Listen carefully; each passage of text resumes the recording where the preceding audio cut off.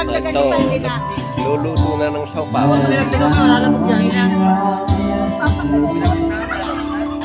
Pakulo kayo ng tubig, tapos timplan nyo na lang. Okay na yan. Congratulations sina Vincent at Camille. Yan. Nag-graduate sila ngayon, kaya kayo nagluluto ng sopa. Ayun, may libre pang pananghalian. Patungan. Ayan. May mga singer pa.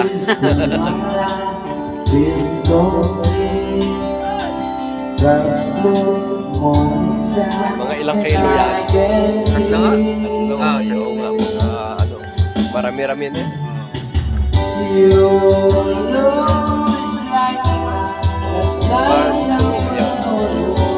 Maluto na.